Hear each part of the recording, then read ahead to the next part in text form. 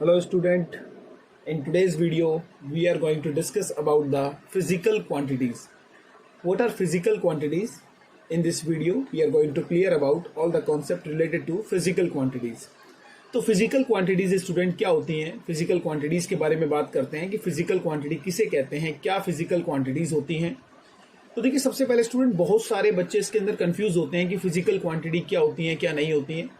तो physical quantity देखिए क्या होती है कि ऐसी क्वांटिटीज, फिजिक्स में फिजिकल क्वांटिटी उन क्वांटिटीज को माना गया है जिनको आप इजीली मेजर कर सकते हैं जिनको आप इजीली मेजर कर सकते हैं, वो क्वांटिटीज फिजिक्स में फिजिकल क्वांटिटी कहलाती है। तो मैंने लिखा भी है, those quantities which can be measured easily are called physical quantity, कि ऐसी क्वांटिटीज जिनको आप फिजिक्स में इजीली मेजर कर सकते हैं वो क्वांटिटीज फिजिकल क्वांटिटीज कहलाती हैं। जैसे फॉर एग्जांपल के लिए लेंथ हो गई, आप किसी भी चीज की लंबाई को मेजर कर सकते हैं, लेंथ को मेजर कर सकते हैं, तो that is a physical quantity.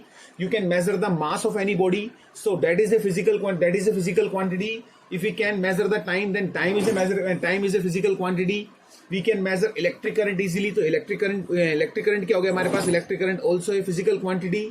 इसके अलावा अगर हम बात करें टेम्परेचर, तो टेम्परेचर भी हमारे पास क्या हो जाएगा, एक फिजिकल क्वांटिटी। ठीक है, इसके अलावा बहुत सारी ऐसी चीजें होती हैं जिन्हें मेजर कर सकते हैं। फॉर एग्जांपल आप एरिया मेजर कर सकते हैं, आप वॉल्यूम मेजर कर सकते हैं, आप फोर्स को मेजर कर सकते हैं। ठीक है, तो ये सारी की सारी जो क्वांटिटीज हैं, ये सारी क्वांटिटीज फिजिकल किसके अंदर काउंट की जाती हैं, ऑल आर इंक्लूडेड, और you can say all are considered as a physical quantity. तो ये सभी क्वांटिटीज जिन्हें हम इजीली नाप सकते हैं, मेजर कर सकते हैं, वो सभी क्या कहलाती हैं भाई, वो सारी की सारी फिजिकल क्वांटिटी कहलाती हैं। अच्छा, देखिए नोट डाल के मैंने क्या लिखा है कि फिजिकल क्वांटिटी कौन सी नहीं होती हैं। तो देखिए स्टूडेंट्स, इमोशंस जो होते हैं वो फिजिकल क्वांटिटी में काउंट नहीं होते हैं। ठीक है, मैंने लिखा भी है, emotions are not considered as physical quantity. For example मान लीजिए किसी इंसान को बहुत तेज गुस्सा आ रहा है, तो देखिए आप उसको नाप नहीं सकते हैं, आप उसे मेजर नहीं कर सकते हैं, so it is not a physical quantity. You can not measure the hitness of a person for someone, तो आप उसको भी मेजर नहीं कर सकते हैं कि एक इंसान दूसरे से कितनी नफरत करता है। ठीक है, इसके अलावा कोई इंसान मान लीजिए बहुत ज्यादा खुश है, तो आप उसकी खुशी को भी मेजर नहीं कर सकते हैं, तो खुशी भी हमारे पास फिजिकल क्वांटिटी में काउंट नहीं हो सकती है। इसी तरीके से कोई कितना दुखी है, कितना किसी से अफेक्शन है, स्नेह है, प्यार है, तो आप इन सब चीजों को नहीं नाप सकते। तो ये सारी चीजें जो हम नहीं नाप सकते हैं, जिनको मेजर नहीं कर सकते हैं, वो फिजिकल क्वांटिटी में काउंट नहीं होती हैं। तो सिंपल सा हमारे पास है कि फिजिकल क्वांटिटीज वो क्वांटिटीज होती हैं जिन्हें हम इजीली मेजर कर सकते हैं। ठीक है, तो आई थिंक सभी को समझ में आ गया होगा कि फिजिकल क्वांटिटीज क्या होती हैं। देखिए स्टूडेंट, अगला टॉपिक हमारे पास आता है सिस्टम ऑफ यूनिट। तो देखिए ये सिस्टम ऑफ यूनिट क्या होता है, इसको भी हम देख लेते हैं एक बार, क्योंकि हमारे लिए देखिए ये भी काफी इंपॉर्टेंट है, क्योंकि हम बार बार देखिए हम इसके बाद मोशन पढ़ेंगे, और मोशन के अंदर हमारे पास ऐसा यूनिट सीजीएस यूनिट का बार बार यूज होगा, और आप लोग कंफ्यूज हो सकते हैं कि ये सीजीएस यूनिट क्या होती है, ये ऐसा यूनिट क्या होती है। तो मैं आप लोगों को पहले ही क्लियर कर देता हूं कि हमारे पास देखिए, अगर हम बात करें आज से कई साल पहले की, कई साल का मतलब मेरा यहाँ से 100-150 साल पहले से है, तो देखिए उस टाइम पे क्या था, उस टाइम पे हमारे पास कुछ यूनिट के सिस्टम चलते थे।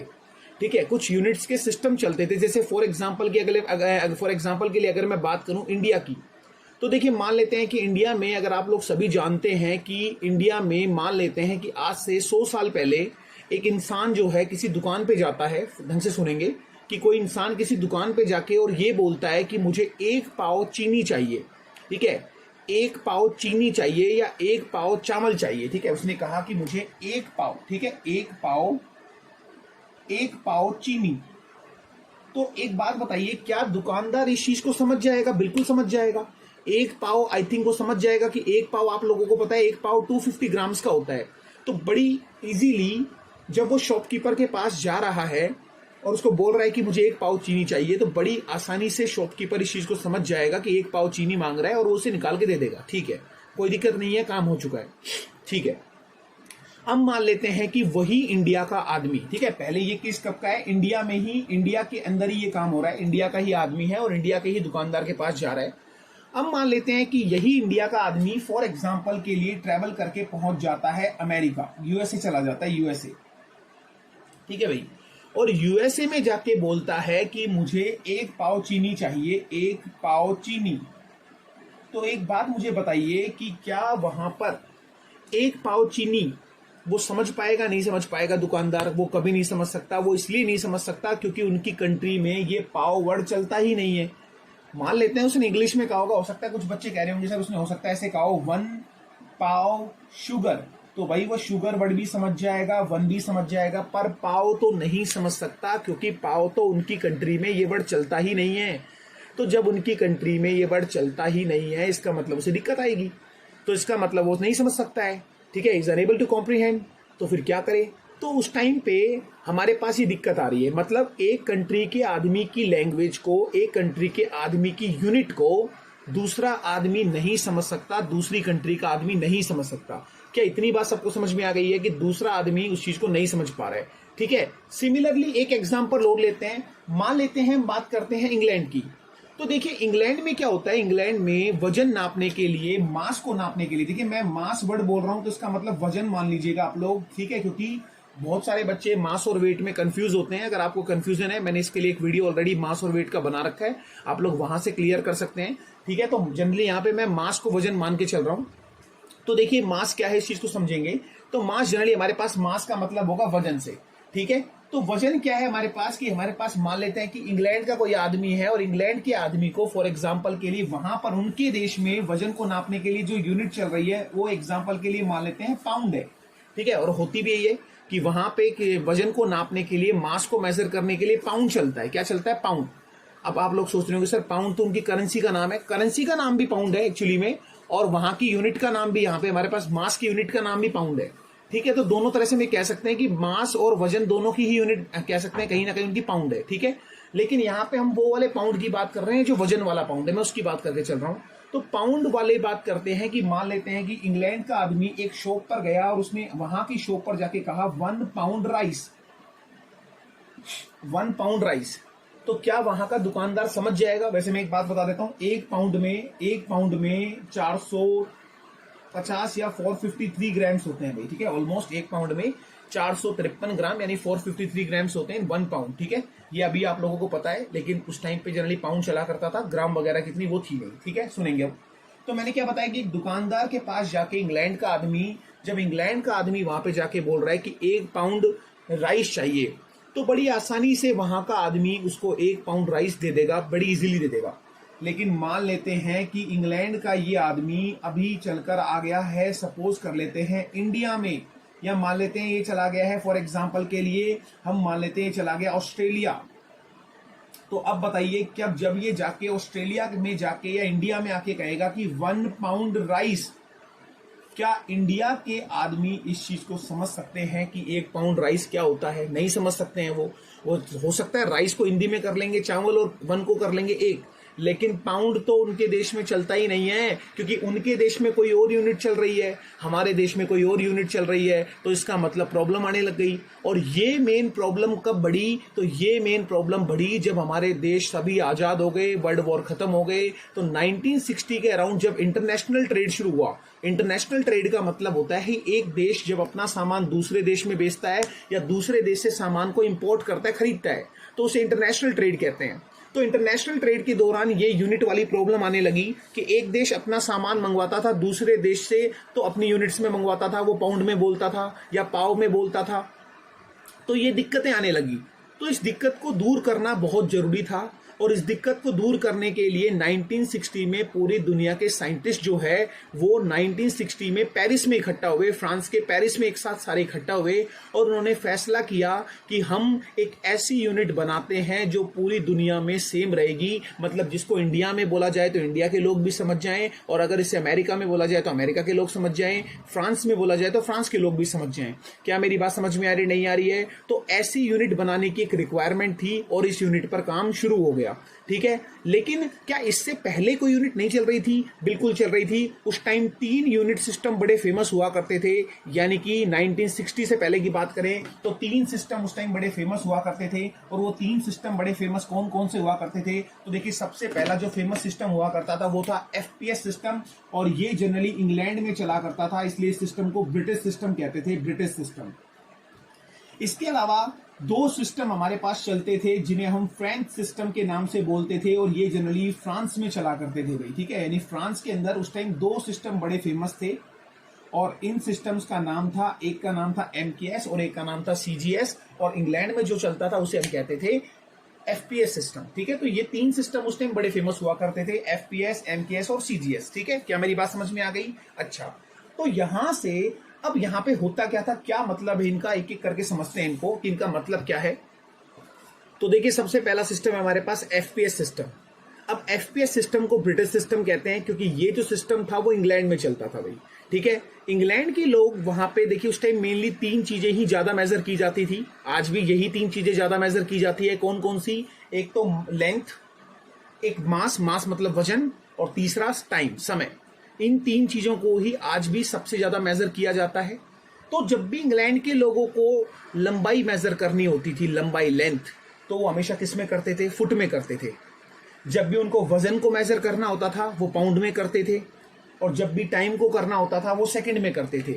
और अगर मैं इन सभी के इनिशियल्स को एक बार लिख लूं, एफ को भी, पाउंड को फुट के, पाउंड के और सेकंड के, तो देखो ये एफपीएस सिस्टम निकल कर आ गया, नहीं आ गया? ठीक है, क्लियर है सभी को आई थिंक। तो यही था एफपीएस सिस्टम कि जब भी इंग्लैंड के लोगों को लेंथ को मेजर करना होता था वो फुट में करते थे, मास को करना होता था वो पाउंड में करते थे, और टाइम को करना होता था वो सेकंड्स के अंदर करते थे। और यहीं से सिस्टम बना एफपीएस सिस्टम। आप लोग आज भी देखिए केक जब खरीदते हैं मार्केट से तो आप लोग देखते होंगे कि अब भी केक जो है वो पाउंड में ही आता है। और वो पाउंड में क्यों आता है? उसका रीजन है क्योंकि पाउंड जो है वो इंग्लैंड में वजन की यूनिट है, वजन की यूनिट है, मास की यूनिट है। और क्योंकि इंग्लैंड ने, या कह सकते हैं ब्रिटिशर्स ने, हमारे देश पे 250 साल कहीं ना कहीं हुकूमत की है, राज किया है, रूल किया है, तो वो केक वर्ड जो है वो वहां से इंडिया में लेकर आए और इंडियन ट्रेडिशनल में इसको शामिल कर दिया गया है। इसलिए आज भी जब आप लोग दुकानदार के पास जाते हैं तो वो केक पाउंड में देता है, ना कि किलोग्राम में। तो केक एक्चुअली में कह सकते हैं इंग्लिश डिजर्ट है, और इंग्लिश डिजर्ट है इसलिए कहीं ना कहीं आज भी ये पाउंड में ही मेजर किया जाता है। क्लियर है? तो ये इसका एक रीजन है। तो यहाँ पे ये हमारा हुआ पूरा किसके बारे में? एफपीएस के बारे में, कि एफपीएस सिस्टम हमारे पास क्या होता है? लेंथ फुट में, मास पाउंड में, और टाइम किसमें मेजर करते हैं? सेकंड में। ठीक है, इसके बाद हमारे पास दूसरा सिस्टम आता है। तो दूसरे सिस्टम में हमारे पास सेकंड सिस्टम आ जाएगा एमकेएस सिस्टम, और याद रखिए थर्ड सिस्टम हमारे पास सीजीएस सिस्टम। दोनों ही सिस्टम फ्रांस के सिस्टम है इसलिए इनको फ्रेंच सिस्टम कहते हैं। अब क्वेश्चन ये आता है कि क्या सर इंडिया के पास कोई सिस्टम नहीं था? देखिए इंडिया हमारा जो है वो स्टार्टिंग से ही कहीं ना कहीं हमारे देश पर किसी ना किसी ने हमेशा रूल किया है। ठीक है, पहले मुगलों ने किया है, बाद में अंग्रेजों ने किया है, उससे पहले अफगानों ने किया है। तो इंडिया का कभी खुद का कोई प्रॉपर सिस्टम डेवलप हो ही नहीं पाया। हालांकि आज भी अवेलेबल है, हम आज भी पाव का यूज करते हैं, सेर वर्ड का यूज करते हैं। एक सेर का मतलब 1 kg होता है, एक पाव का मतलब 250 ग्राम होता है। ठीक है, आज भी हम यूज करते हैं, लेकिन वो इतने पॉपुलर नहीं हो पाए जितने ये सिस्टम पॉपुलर हो पाए हैं। तो देखिए सेकंड सिस्टम हमारे पास है एमकेएस सिस्टम। एमकेएस सिस्टम के अकॉर्डिंग जब भी देखो फ्रांस के लोगों को लेंथ को मेजर करना होता था वो मीटर में करते थे, मास को करना होता था वो किलोग्राम में करते थे, और टाइम को करना होता था सेकंड में करते थे। तो यहाँ पे देखिए लेंथ के लिए मीटर का एम आ गया, किलोग्राम का के आ गया, और सेकंड का एस आ गया, इसलिए ये सिस्टम बना एमकेएस सिस्टम। उसी तरीके से अब क्योंकि मीटर एमकेएस सिस्टम थोड़ा बड़ी यूनिट होती थी, मतलब बड़ी लेंथ के लिए हम क्या करते थे? एमकेएस का यूज करते थे।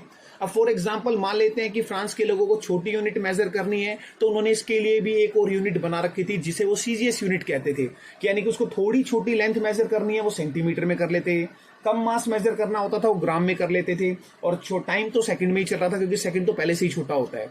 तो यहां से इनके इनिशियल से सिस्टम बना सीजीएस सिस्टम। क्या मेरी बात समझ में आई? तो ये तीन सिस्टम बड़े फेमस उस टाइम पे हुआ करते थे।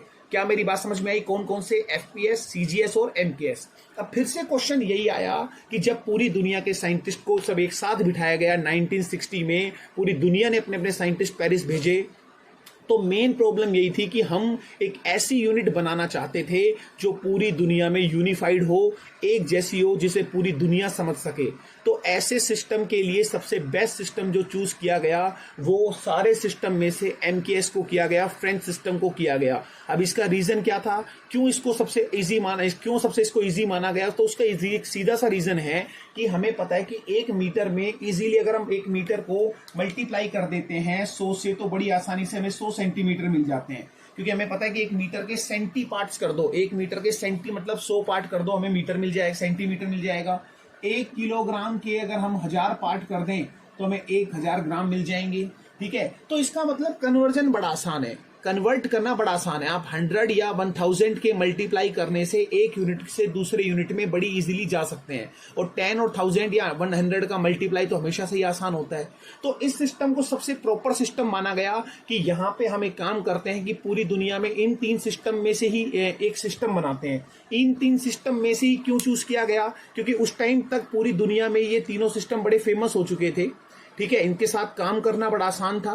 तो इसीलिए कहीं ना कहीं इन तीनों सिस्टम में से ही किसी एक सिस्टम को चूज करना था, और सबसे अप्रोप्रिएट सिस्टम जो कहीं ना कहीं साइंटिस्ट को लगा और वो यूनानिमस डिसीजन पर पहुंचे, और उन्होंने इस एमकेएस सिस्टम को ही कौन सा सिस्टम डिक्लेयर कर दिया, उन्होंने इसी सिस्टम को एसआई सिस्टम के नाम से डिक्लेयर कर दिया कि एक काम करते हैं, पूरी दुनिया में हम एमकेएस सिस्टम को पढ़ा देते हैं, हर बुक्स के अंदर, हर किताब के अंदर हम एमकेएस सिस्टम के बारे में पूरी दुनिया को सिखाएंगे। और आज के बाद पूरी दुनिया को जब भी लंबाई को मेजर करना होगा, जब भी लेंथ को मेजर करना होगा, वो मीटर में करेंगे, जब भी मास को करना होगा वो किलोग्राम में करेंगे, और जब भी टाइम को करना होगा वो सेकंड में करेंगे। और धीरे धीरे पूरी दुनिया में फेमस हो गया, और इसी सिस्टम को कहा गया एसआई सिस्टम। इसका मतलब होता है standard international system, standard international system. ठीक है, तो ये हमारे पास एसआई सिस्टम है, और इसी को हम एसआई यूनिट कहते हैं। वैसे एसआई की फुल फॉर्म फ्रेंच वर्ड है, इसका पूरा नाम अगर मैं लिखूं तो इसका मतलब होता है सिस्टेमे डे इंटरनेशनले। ठीक है, वैसे फ्रेंच का वर्ड है इंटरनेशनले। ठीक है, तो ये फ्रांस का वर्ड है, फ्रेंच वर्ड है। ठीक है, तो ये हमारे पास एसआई सिस्टम होती है, एसआई यूनिट होती है। तो हम इसी को एसआई यूनिट कहते हैं कि ये ऐसी यूनिट जो पूरी दुनिया में सेम रहती है, कहीं भी नहीं बदलती है, उसे एसआई यूनिट कहा जाता है। और अब इस यूनिट को हर एक कह सकते हैं करिकुलम में ऐड कर दिया गया, हर बुक्स में ऐड कर दिया गया, और धीरे धीरे पूरी दुनिया को इसके बारे में नॉलेज हो गई। और अगर अब इंग्लैंड का आदमी फॉर एग्जाम्पल के लिए मान लेते हैं कि अमेरिका चला जाता है और वहां पे जाके कहता है 1 किलोग्राम शुगर, तो अब इंग्लैंड का आदमी इंग्लैंड के आदमी की लैंग्वेज को अमेरिका का आदमी बड़ी आसानी से समझ जाएगा कि 1 किलोग्राम चीनी मतलब कितनी चीनी। ऐसे ही अमेरिका का आदमी मान लो इंडिया में आके कहता है कि 1 किलोग्राम चीनी 1 किलोग्राम शुगर, तो इंडिया का आदमी भी क्या हो सकता है, बड़ी आसानी से समझ जाएगा। मान लीजिए किसी आदमी को इंग्लैंड में जाके इंडिया का आदमी कहता है 10 मीटर वायर, तो बड़ी आसानी से वो 10 मीटर वायर समझ जाएगा। क्यों? क्योंकि अब हमने पूरी दुनिया के लिए एक ऐसी यूनिट बना दी है जो सब जगह सेम रहेगी। और ये जो सेम यूनिट है, जो हर जगह सेम रहेगी, जिसकी हर जगह कह सकते हैं कोई चेंज नहीं होगा, ऐसी यूनिट को हम कहते हैं एसआई सिस्टम ऑफ यूनिट या एसआई यूनिट। क्या बात समझ में आई सभी को? आई थिंक सभी को ये समझ में आ गया होगा कि एसआई यूनिट क्या होती है। लेकिन हर जगह हम एसआई यूनिट का यूज नहीं कर सकते, कई बार ये थोड़ी बड़ी यूनिट होती है, तो हमने इसके साथ साथ एक यूनिट और उठा ली है, जो कौन सी है, सीजीएस यूनिट है। मतलब हम इसका जहां पर यूज नहीं कर सकते, हम इसका भी यूज कर लेते हैं। थोड़ी छोटी मेजरमेंट करनी है तो हम सीजीएस यूनिट का भी यूज कर लेते हैं। तो आई थिंक सभी को मेरे हिसाब से फिजिकल क्वांटिटीज और सिस्टम ऑफ यूनिट्स के बारे में समझ में आ गया होगा कि ऐसा यूनिट क्या होती है। ऐसी यूनिट जो पूरी दुनिया में एक जैसी रहती हैं, कभी चेंज नहीं होती हैं, ऐसी यूनिट ऐसा यूनिट कहलाती हैं, और पूरी दुनिया जो है इनको फॉलो करती है। तो जब भी हर एक यूनिट की, हर एक क्वांटिटी, हर एक फिजिकल क्वांटिटी की एक ऐसा यूनिट होती है। जैसे लेंथ के लिए हमारे पास मीटर होती है, मास के लिए किलोग्राम होती है, टाइम के लिए सेकंड होती है, टेम्परेचर की केल्विन होती है, इलेक्ट्रिक करंट की एम्पियर होती है, फोर्स की न्यूटन होती है। तो इस तरीके से हर एक क्वांटिटी की आती है। हम कैसे याद करें? एक साथ हमें कुछ भी याद नहीं करना है, धीरे धीरे हम पढ़ते जाएंगे और एक एक ऐसा यूनिट के बारे में सीखते जाएंगे। बेसिकली ये 3 काम आती हैं, इसके अलावा जो भी है हम एक एक करके आने वाले वीडियोज में समझेंगे। ठीक है स्टूडेंट, तो आई थिंक इसके लिए इतना ही काफी है। Thank you so much everyone.